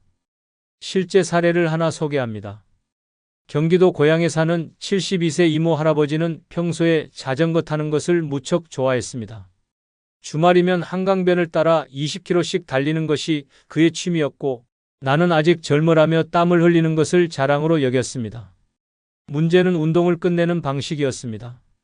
늘 숨이 찰 때까지 달리고 도착 지점에선 자전거에서 내려 그대로 벤치에 털썩 주저앉는 버릇이 있었습니다. 그날도 마찬가지였습니다. 한참을 달린 후 땀이 뻘뻘 나는 상태로 자전거를 세우고 아무런 정리운동 없이 벤치에 앉아 물을 마셨습니다. 갑자기 어지러움을 느끼며 말이 꼬이기 시작했고 이내 얼굴이 하얗게 질리더니 그대로 고개를 떨구고 쓰러졌습니다. 주변 시민들이 놀라 119를 부르고 응급조치를 했고 병원에 도착해 확인한 결과 급성 심정지로 인한 일시적 심장마비였습니다. 의사는 운동 직후 갑자기 멈춘 것이 원인이며 서서히 멈췄다면 이런 일은 없었을 것이라며 단호히 말했습니다. 이 할아버지는 며칠간 집중치료를 받고 다행히 의식을 회복했지만 이후 심장 기능이 예전 같지 않아 하루 한 번 약을 먹으며 관리하고 있습니다. 지금은 주변에 운동 끝내고 갑자기 멈추면 그게 끝이 될 수 있다고 말하며 산책 후에도 반드시 정리운동을 하고 집에 들어가는 습관을 실천하고 있습니다. 친구들 사이에선 심장 멈췄다 살아온 사람이라며 반농담처럼 불리지만 정작 본인은 그 순간을 떠올리면 지금도 식은땀이 난다고 합니다. 노년의 운동은 욕심보다 리듬이 중요합니다. 운동을 오래 할 필요는 없습니다. 하지만 멈출 땐 반드시 천천히, 조심스럽게, 그리고 의식적으로 해야 합니다. 그게 진짜 건강입니다. 5번째 위험한 행동은 혼자 등산 가는 행동입니다. 혼자 등산 가는 행동은 노년기에 있어 목숨을 건 외출입니다. 자연을 즐기려 떠난 산행이 단 몇 초 만에 조난사고로, 고립된 죽음으로, 그리고 유족의 비명으로 끝날 수 있습니다. 특히 체력과 균형 감각이 떨어지는 노년층에게 산은 힐링 공간이 아니라 언제라도 생명을 앗아갈 수 있는 자연의 덫이 됩니다. 산에서는 일어날 수 있는 모든 사고가 더 빠르게, 더 심각하게 진행됩니다. 발을 헛디뎌 미끄러지는 낙상, 돌부리에 발목이 꺾이는 염좌, 갑작스러운 심장마비나 뇌졸중, 체력, 고갈, 저체온증 등 어느 하나 가볍게 볼 수 없습니다. 이 모든 상황이 혼자일 때는 곧 도움을 받을 수 없는 상태로 직결되며 구조가 늦어질수록 생존 가능성은 점점 낮아집니다. 특히 등산로 중간에서 쓰러지거나 의식을 잃는 경우 다른 등산객이 지나가지 않는 이상 발견되기조차 어렵습니다. 핸드폰이 터지지 않는 구간이라면 119에 연락조차 할 수 없으며 밤이 되면 기온은 급격히 떨어져 저체온증에 빠질 수 있습니다. 이런 상황에서 혼자 산에 있었다면 가족이 알게 되는 순간은 이미 시신으로 발견된 후일 가능성이 높습니다. 혼자 등산하는 노년층 대부분은 산은 익숙하다, 나만의 시간이 필요하다는 이유를 내세웁니다. 하지만 산은 당신을 기다려주지 않으며 고집은 언제나 비극을 부릅니다. 체력이 예전 같지 않다는 사실을 외면하고 관절 통증을 무시한 채 오르막을 오르고 숨이 차는데도 멈추지 않고 올라가는 행위는 자살행위에 가까운 무모함입니다. 등산은 협동이 생명줄입니다. 누군가 옆에 있어야 위급 상황에 대처할 수 있으며 단 몇 분 차이로 생사를 가를 수 있기 때문입니다. 등산을 하고 싶다면 반드시 동행인을 두어야 하며 최소한 본인의 동선을 가족에게 미리 알리고 휴대폰을 완충시켜 비상시 연락이 가능하도록 해야 합니다. 휴식은 자주, 무리는 절대 하지 않아야 하며 산 중턱 이상은 반드시 일기예보와 체력 상태를 확인한 후 도전해야 합니다. 자연을 즐기려다 자연에게 삼켜지는 일이 반복되지 않도록 준비와 동행은 필수입니다. 이제 실제 사례를 하나 소개합니다. 경기도 양평에 사는 76세 송모 할아버지는 평생 등산을 즐겨온 분이었습니다. 젊을 땐 백두대간도 혼자 넘던 분이라 이 정도 야산쯤이야 라며 늘 혼자 산을 오르곤 했습니다. 그날도 집 근처 500m짜리 산을 오르기 위해 아침 일찍 도시락 하나 들고 산을 올랐습니다. 하지만 전날 비가 온 후라 등산로는 미끄럽고 바위에는 이끼가 끼어 있었습니다. 정상 부근에서 경사진 바위를 건너다 발이 미끄러지며 크게 넘어졌고 무릎이 돌아가면서 허리까지 충격을 받았습니다. 혼자 일어날 수 없었고 핸드폰은 그날따라 배터리가 거의 없어 전화를 걸자마자 꺼졌습니다. 움직일 수 없는 상태로 몇 시간을 버티다 마침 같은 등산로를 지나던 다른 등산객이 송 할아버지를 발견하고 구조 요청을 해 병원으로 이송될 수 있었습니다.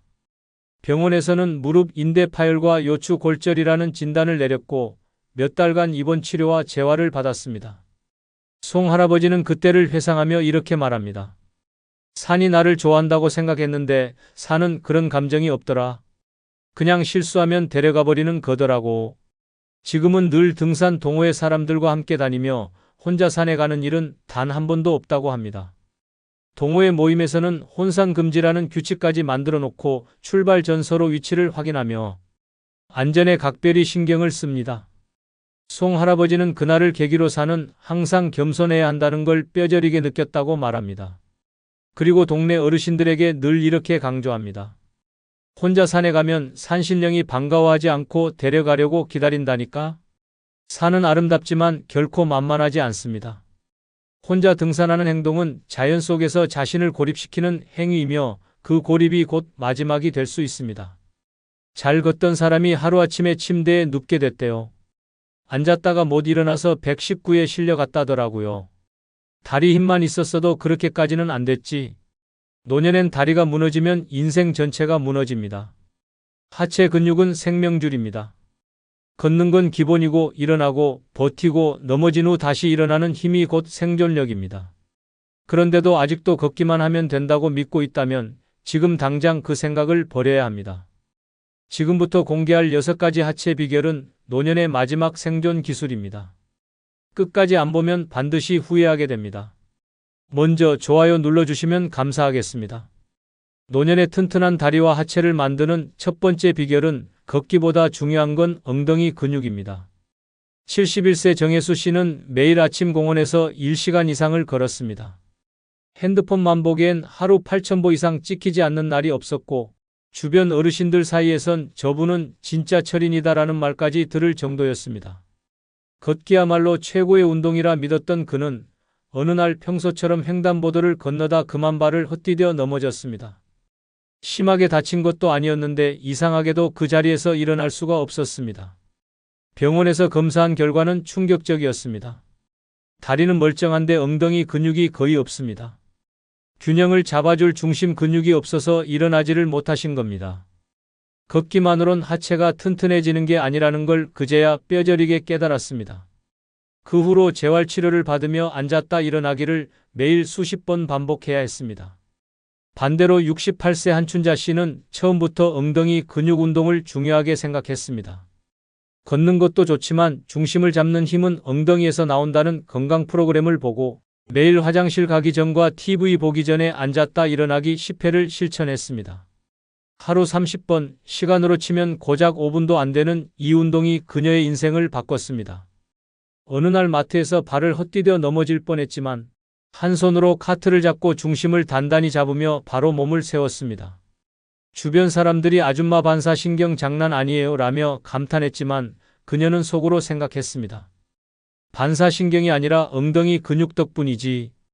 바로 이 차이입니다. 매일 걷는다고 해서 다리가 튼튼해지는 것이 아닙니다. 진짜 위험한 순간에 몸을 지탱해주는 건 종아리도 허벅지도 아닌 엉덩이 근육입니다. 걷기 운동은 하체 일부만 자극할 뿐 하체의 중심인 엉덩이는 거의 쓰이지 않습니다.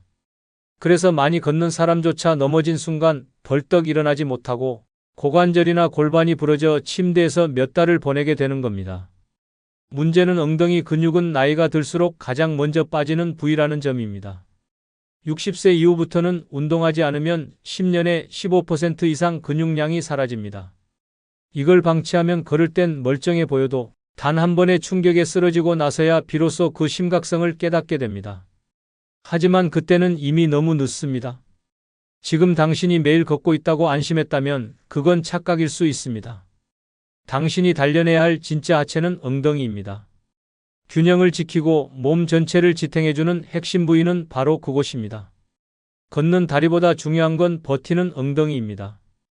지금 영상에서 다루는 다음 비결은 이 엉덩이 근육을 실질적으로 강화할 수 있는 가장 효과적인 방법입니다. 그 방법을 놓치면 당신의 하체는 여전히 위험한 상태일 수 있습니다. 끝까지 보지 않으면 반드시 후회하게 됩니다. 튼튼한 다리와 하체를 만드는 두 번째 비결은 누워서 하는 다리들기 운동이 진짜 효과 있습니다. 73세 이정식 씨는 평생을 건강하게 살아왔다고 자부했습니다. 골프도 즐기고 등산도 꾸준히 했으며 누구보다 활동적인 노년을 보내고 있었습니다. 하지만 집안 욕실에서 발을 헛디딘 순간 모든 자신감이 무너졌습니다. 대퇴골이 부러졌고 수술 후엔 혼자 일어나 앉는 것조차 힘들었습니다. 재활 중 간호사는 말했습니다. 걷는 건 잘하셔도 누워서 다리 드는 힘이 거의 없으시네요. 중심 근육이 약하신 겁니다. 정식 씨는 처음 알았습니다. 서 있는 힘과 누워 있을 때의 다리 힘이 완전히 다르다는 걸. 특히 침대에서 일어나거나 화장실을 갈 때마다 엉덩이와 허벅지가 말을 듣지 않는 걸 체험하며 단단히 깨달았습니다. 내가 운동을 안 한 게 아니라 엉뚱하게 운동하고 있었던 거구나. 반대로 67세 조영자 씨는 허리 통증 때문에 오래 서 있는 운동을 피하고 있었습니다. 대신 침대에 누워 하루 10분씩 한쪽 다리씩 천천히 들어 올리는 운동을 실천했습니다. 처음엔 힘이 없어서 다리가 덜덜 떨렸지만 2주쯤 지나자 앉았다 일어나는 동작이 훨씬 쉬워졌고 계단을 오를 때 숨이 덜 찼습니다. 결정적인 변화는 미끄러운 바닥에서 중심을 잃었을 때 나타났습니다. 그대로 넘어졌다면 큰일 날 상황이었지만 몸이 반사적으로 다리 힘으로 균형을 잡고 스스로 자세를 회복했던 것입니다. 병원에서 진단받았을 때도 대퇴부와 엉덩이 근육이 아주 잘 유지되고 있다는 칭찬을 받았습니다. 그녀는 말합니다. 하루 10분이 내 인생을 바꿨어요. 누워서 하는 다리 들기 운동은 겉보기엔 아주 단순해 보이지만 노년기 하체 기능을 지키는 데 가장 핵심적인 운동입니다. 이 동작은 허리, 골반, 엉덩이, 허벅지를 동시에 자극하며 특히 넘어짐을 방지하는 데 중요한 코어 근육과 등근을 강화합니다. 걸을 땐 멀쩡한 사람도 누워서 다리를 들어 올려보라고 하면 의외로 30초도 못 버팁니다. 근육이 없다는 결정적인 증거입니다. 걷기 운동만으로는 절대 강화되지 않는 이 근육은 실제로 몸을 지탱하고 균형을 잡아주는 핵심입니다. 나이가 들수록 엉덩이와 복부 중심 근육이 급격히 줄어들고 바로 이 지지하는 힘이 사라지면서 일상생활에서 쓰러지고 주저앉는 사고로 이어집니다. 침대 위, 매트 위에서 누워 다리를 드는 단순한 동작 하나. 하지만 이 한 가지가 당신의 일상 전체를 지탱해 줄 수 있습니다. 숨을 내쉬며 천천히 다리를 들어 올리고 엉덩이에 힘을 주고 허벅지가 타오르는 걸 느낄 때마다 당신의 몸은 살아나고 있습니다. 지금 당신의 하체는 앉았다 일어나는 데 쓰는 힘만 갖고 있습니까? 아니면 누워 있을 때도 스스로 버틸 수 있는 힘이 있습니까? 넘어지는 순간 당신을 지켜주는 건 기계식 보행 보조기도 비싼 신발도 아닙니다. 바로 누워서 길러진 하체 근력입니다. 세 번째 비결은 무릎 아픈 분은 계단보다 평지 왕복이 해답입니다.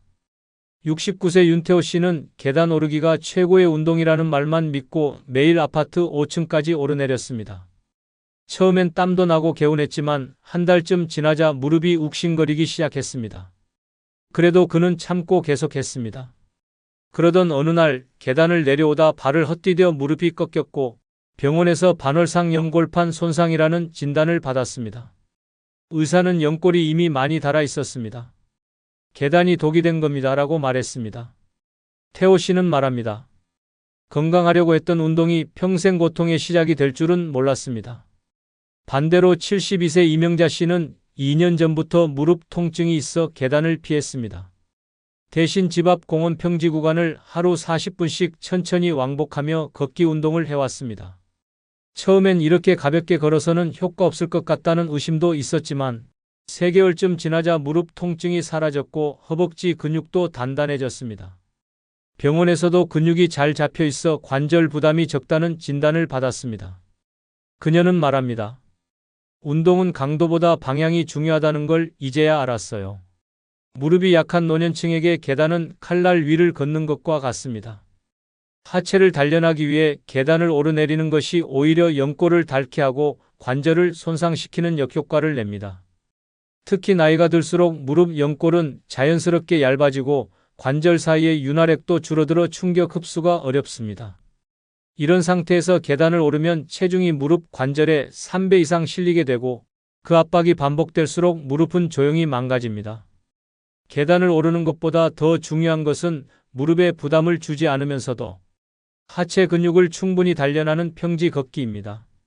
단순히 걷는 것이 아니라 왕복 코스를 정해 일정한 시간 동안 반복 걷기를 하면 다리의 반복 자극과 방향, 전환이 동시에 이루어져 하체 전반의 균형 감각과 지구력을 함께 키울 수 있습니다. 무릎이 아픈 분일수록 반드시 기억해야 할 원칙은 하나입니다. 통증 없는 움직임이 진짜 운동입니다. 계단은 무릎을 망가뜨릴 수 있지만 평지는 근육을 살립니다. 특히 평지에서는 발바닥 전체가 바닥에 닿는 접촉면이 커져 안정적인 보행이 가능하며 중심이 흔들리지 않아 낙상 위험도 줄어듭니다. 무릎에 통증이 느껴지는 순간 당신이 해야 할 일은 더 세게 움직이는 것이 아니라 더 정확하게 걷는 것입니다. 힘이 들고 땀이 난다고 해서 운동이 되는 것이 아닙니다. 오히려 그 무리한 자극이 당신의 관절을 조용히 파괴하고 있을 수 있습니다. 하체 근육은 버텨낼 수 있지만 무릎 관절은 한 번 다르면 다시 돌아오지 않습니다. 인공관절 수술은 한 번 하면 끝이 아니라 이후에도 반복적인 관리와 통증, 보조기구 의존이 뒤따릅니다. 지금 당신이 선택해야 할 길은 무릎에 칼을 들이대는 길이 아니라 바른 길을 걷는 것입니다. 평지를 걷는 것, 특히 왕복 코스를 규칙적으로 반복하는 운동은 노년, 하체 강화에 가장 안전하고 효과적인 방법입니다. 걸음 속도보다 꾸준함이 중요하며 방향을 바꾸는 동작 하나하나가 관절의 안정성과 회복력에 도움을 줍니다. 무릎이 약하다면 지금 당장 계단에서 내려오십시오. 당신의 하체는 평지에서 다시 태어납니다. 네 번째 비결은 오래 걷는 것보다 제대로 걷는 게 중요합니다. 70세 임동훈 씨는 하루도 빠짐없이 2시간 이상씩 걷는 걸 자랑으로 여겼습니다. 만보계를 항상 착용하고 다니며 수치를 확인하는 것이 일과의 일부였습니다. 나는 매일 만보 넘게 걸으니까 다리 하나는 자신 있어라는 말을 입버릇처럼 했고 주변 사람들도 그 부지런함에 감탄했습니다. 그런데 얼마 전부터 왼쪽 무릎이 아프기 시작했고 걷고 나면 종아리와 발목이 저릿저릿해졌습니다. 병원을 찾은 그는 충격적인 진단을 받았습니다. 다리를 너무 많이 쓰셔서 근육이 아니라 관절이 먼저 망가졌습니다. 발을 끌며 걷는 잘못된 자세로 인해 하체가 비대칭이 됐습니다. 운동이 건강을 망친 대표 사례였습니다. 반면 68세 윤미자 씨는 하루 30분만 걷지만 자세와 보폭에 집중했습니다. 머리는 들고 허리를 펴고 발끝부터 뒤꿈치까지 정렬을 의식하며 걸었습니다. 처음에는 그저 방송에서 알려주는 방법을 따라했을 뿐이지만 점점 하체에 힘이 들어가는 게 느껴졌고 걷고 나면 피로감보다 개운함이 남았습니다. 병원에서의 정기검진에서도 근육 균형이 잘 잡혀 있고 관절 상태도 매우 좋다는 평가를 받았습니다. 그녀는 말합니다. 예전엔 그냥 걷기만 했는데 이제는 걸을 줄 압니다. 많은 사람이 오래 걷기에 집착합니다. 몇 보를 걸었느냐, 몇 시간을 걸었느냐에 집중하지만 정작 어떻게 걷느냐는 전혀 신경 쓰지 않습니다. 그러나 진짜 하체 건강은 걷는 양이 아니라 걷는 질에서 결정됩니다. 척추가 굽은 채 걷거나 발을 끌며 걷는 자세는 하체, 근육에 힘을 주기는커녕 관절에만 무리를 주고 피로와 통증만 쌓이게 만듭니다. 특히 나이가 들수록 자세는 무너지고 걸음은 짧아지며 몸의 중심이 흔들립니다. 이때 바른 걸음이 아니면 아무리 많이 걸어도 하체는 단단해지지 않고 오히려 다리 근육은 약해지고 관절만 상합니다. 잘못된 걸음으로 만보를 걷느니 바른 자세로 1000보를 걷는 것이 훨씬 더 건강한 선택입니다. 제대로 걷는다는 것은 단순히 바르게 서 있는 게 아닙니다. 발 뒤꿈치부터 바닥에 닿고 무릎은 부드럽게 굽혔다 펴며 허벅지와 엉덩이의 중심 근육을 활용해 앞으로 내딛는 전신의 움직임입니다. 이 과정에서 엉덩이 근육이 활성화되고 허리와 골반의 균형이 잡히며 하체 전반의 근력이 자연스럽게 형성됩니다. 무릎 통증, 골반 비틀림, 허리 통증의 상당수는 잘못된 걸음에서 시작됩니다. 특히 나이가 들수록 걸음 하나가 곧 건강 전체를 좌우합니다. 단순히 많이 걷는 것에 중독된 사람은 결국 자신이 스스로 다리를 망가뜨리고 있다는 사실을 늦게서야 깨닫습니다. 노년에 진짜 필요한 걷기는 시간 싸움이 아닙니다. 자세 싸움입니다. 걷기의 양은 숫자일 뿐이고 걷기의 질이 당신의 하체를 살립니다. 오늘도 걷고 있는 당신, 과연 제대로 걷고 있습니까? 잘못된 걸음으로 만든 피로와 통증이 당신의 하체를 조용히 무너뜨리고 있을 수 있습니다. 이제부터는 단 10분이라도 바르게 걷는 습관을 들이십시오. 당신의 다리는 시간보다 자세에 반응합니다. 하체를 살리는 걷기는 얼마나가 아니라 어떻게입니다. 잘못된 습관이 낙상이 되고 바른 걸음이 당신의 다리를 지켜냅니다. 지금부터 걷는 방법을 바꾸십시오. 그 작은 차이가 인생을 지탱하는 가장 큰 힘이 됩니다. 5번째 비결은 무릎 보호대보다 더 중요한 건 체중 관리입니다. 71세 문영준 씨는 무릎이 아파 걷기조차 힘들어지자 동네 약국에서 추천받은 15만원짜리 고급 무릎 보호대를 샀습니다. 착용하면 확실히 덜 아픈 느낌이 들었고 자신도 모르게 이제 살겠다는 생각이 들 정도였습니다. 그때부터 매일 보호대를 차고 공원을 걸었고 계단도 무리 없이 오르내렸습니다. 하지만 3개월쯤 지나자 이상하게도 통증은 더 심해졌고 무릎이 붓고 뻣뻣해지기 시작했습니다. 병원에 가서 MRI 검사를 받은 결과 연골이 심하게 닳아 있었고 무릎 내부에 염증이 가득 찬 상태였습니다. 의사는 말했습니다. 체중이 82kg이면 계단 한 칸 오를 때 무릎엔 240kg의 압력이 실립니다. 보호대는 잠깐 버텨줄 뿐 무게 자체가 문제입니다. 결국 문 씨는 수술 날짜를 잡았고 그가 아끼던 무릎 보호대는 쓰레기통으로 들어갔습니다. 반면 69세 배정숙 씨는 체중이 늘며 무릎 통증이 시작됐지만 보호대 대신 식단 조절과 체중 감량을 선택했습니다. 하루 2끼만 먹고 저녁엔 밀가루와 튀김류를 철저히 끊었습니다. 대신 야채와 단백질 위주의 식사로 바꾸고 하루 30분씩 가볍게 걷기만 했습니다. 5개월 후 체중이 8kg 줄자 무릎 통증은 거짓말처럼 사라졌고 예전엔 두려웠던 계단도 편하게 오르내릴 수 있었습니다. 병원에서도 지금 상태면 인공관절 수술은 안 하셔도 됩니다라는 소리를 들었습니다. 정숙 씨는 말합니다. 예전엔 보호대 하나에 의지했는데 내 몸무게 하나만 줄이니까 무릎이 저절로 편해졌어요. 또 다른 사례. 66세 이창호 씨는 젊었을 때부터 복부 비만이 심했지만 크게 신경 쓰지 않았습니다. 은퇴 후 등산을 취미로 삼았고 무릎이 아플 땐 무릎 보호대를 두 겹으로 감고 올랐습니다. 어느 날 하산 중 미끄러지며 넘어졌고 무릎 인대가 파열돼 긴급 수술을 받았습니다. 의료진은 그에게 이렇게 말했습니다. 무릎이 못 버틴 게 아니라 체중을 이기지 못한 겁니다. 무릎을 망가뜨린 건 보호대가 아니라 당신의 배입니다. 이후 그는 식단을 고치고 10kg을 감량하면서도 등산은 잠시 멈췄습니다. 1년이 지나고 무릎은 정상으로 회복됐고 다시 가벼운 등산을 시작했습니다. 그는 단호하게 말합니다. 보호대가 아니라 내 뱃살이 문제였어요. 노년기에 무릎 통증이 생기면 많은 이들이 보호대를 찾습니다. 하지만 진짜 원인은 다름 아닌 체중입니다. 무릎은 체중 1kg이 늘어날 때마다 3kg의 하중을 더 받습니다. 평지를 걸을 때도 계단을 오를 때도 당신의 관절은 당신이 감당 못할 무게를 안고 버티고 있습니다. 아무리 비싼 보호대를 차도 그 무게 앞에선 무릎은 무너집니다. 무릎을 진짜 보호하고 싶다면 보호대를 고를 게 아니라 체중계에 먼저 올라야 합니다. 살을 빼는 것이 곧 무릎을 살리는 길입니다. 하체의 진짜 힘은 보호대가 아니라 가벼워진 몸에서 시작됩니다. 지금 무릎이 아프다면 그 고통의 시작은 당신의 무게일 수 있습니다. 늦기 전에 몸을 덜어내십시오. 그것이 무릎을 지키는 가장 강력한 해답입니다. 6번째 비결은 앉았다 일어나기 10회, 매일의 생존 연습입니다. 73세 이만호 씨는 그동안 별다른 운동 없이 그럭저럭 일상을 살아왔습니다. 하체 힘이 예전 같지 않다는 건 느꼈지만 아직 걷고 움직일 수 있으니 괜찮다고 생각했습니다. 그러던 어느 날 화장실에서 일어난 순간 갑자기 중심을 잃고 그대로 주저앉았습니다. 일어나려고 애썼지만 하체에 힘이 들어가지 않아 그대로 30분 넘게 바닥에 앉아 있어야 했습니다. 부끄럽고 수치스러운 그 순간 그는 비로소 깨달았습니다. 내 몸은 내가 일으켜 세울 수 있어야 한다는 당연한 진리를 놓치고 있었다는 것을. 병원에서는 하체 근력이 심각하게 떨어져 있다며 가장 먼저 해야 할 운동으로 앉았다 일어나기를 권했습니다. 그는 말합니다. 그때 알았습니다. 살아있으려면 일어설 수 있어야 한다는 걸. 반대로 70세 한경숙 씨는 매일 아침 일어나자마자 하는 첫 번째 일로 앉았다. 일어나기 10회를 정해놓고 지켜왔습니다.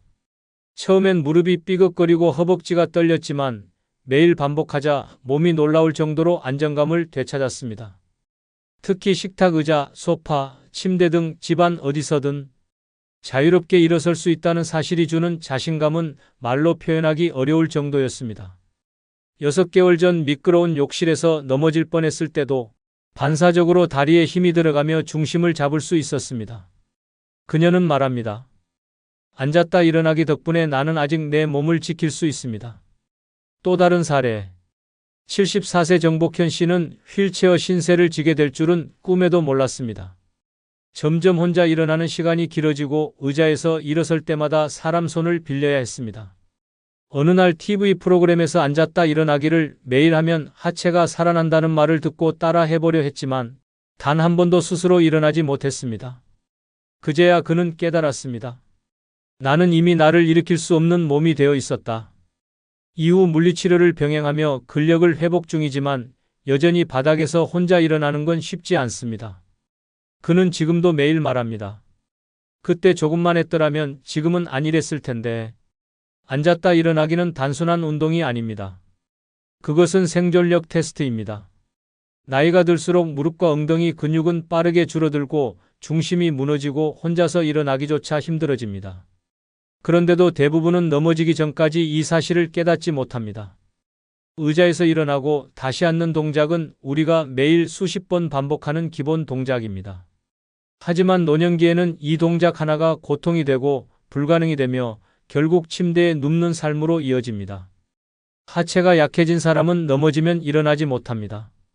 넘어진 순간 생존을 가를 수 있는 건 바로 일어서는 힘입니다. 하루 10번, 단 3분이면 충분합니다. 당신의 엉덩이, 허벅지, 무릎이 동시에 깨어나는 시간입니다. 처음엔 힘들어도 괜찮습니다. 중요하지 않은 건 횟수이고 중요한 건 매일 반복하는 습관입니다. 그 습관이 당신의 일상, 당신의 자존심, 당신의 생명을 지켜줍니다. 지금 이 순간도 의자에서 혼자 일어나는 게 어려운 분이 있다면 그것은 경고입니다. 무릎 보호대보다, 약보다, 지팡이보다 먼저 해야 할 건 바로 앉았다 일어나기입니다. 스스로의 몸을 일으킬 수 없다면 누구도 당신을 대신해 줄 수 없습니다. 오늘부터 매일 의자 앞에 서십시오. 그곳에서 당신의 인생이 다시 시작됩니다. 다리는 한번 무너지면 절대 다시 돌아오지 않습니다. 병원 침대 위에서 그때 조금만 했더라면을 외쳐봐야 이미 늦습니다. 지금 당신이 버티는 힘, 살아있는 힘은 바로 하체에 달려 있습니다. 걷는 게 아니라 일어서는 순간부터 생존이 시작됩니다. 멈추지 마십시오. 당신의 두 다리는 아직 살아낼 수 있습니다.